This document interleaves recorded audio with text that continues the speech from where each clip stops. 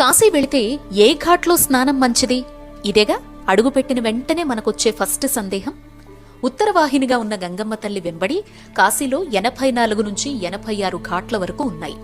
కాస్త సమయం ఉంటే అన్ని ఘాట్ల గుండా పరిక్రమణ చేసి ప్రతి ఘాట్ వద్ద విశిష్టతను, ఆలయాల్ని సందర్శించి చివరిగా గంగను చేతబట్టి విశ్వనాథుడికి మన చేతులతో చేసే అభిషేకం అదృష్టం, మరిచిపోలేని అనుభూతినిస్తుందండి.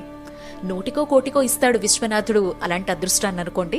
అలా కుదరలేదు అనుకునేటువంటి పక్షంలో మనల్ని మనం పవిత్రుల్ని చేసుకునేందుకు ఎక్కడ స్నానం చెయ్యాలి, ఎక్కడ పిండ ప్రదానాలు వదలాలి అని ఆలోచిస్తే కాశీలో పంచగంగా స్నానం చాలా చాలా పుణ్యప్రదం అండి.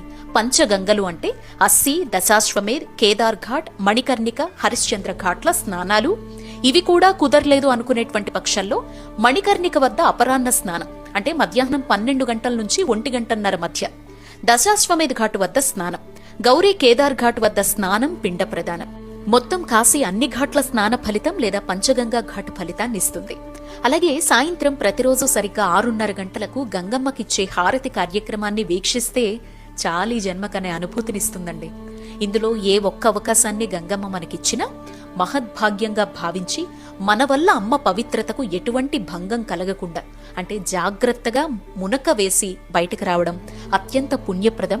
గుర్తుపెట్టుకో మిత్రమా, ఈ ఘాట్స్లో ఏ ఘాటుకి చేరుకోవాలనుకున్నా 200 రూపాయలు చెల్లిస్తే గంగమ్మ ఆనంద ప్రవాహాన్ని ఆస్వాదిస్తూ బోట్ పైనే చేరుకోవచ్చు. అమ్మ పట్ల మనం చూపే గౌరవం, భక్తి, జాగ్రత్త మన క్షేత్రాల్ని మనమే రక్షించుకునేలా చేస్తుంది అనేది మరిచిపోవద్దు. జై కాశీ, దివ్యకాశీ, భవ్యకాశీ.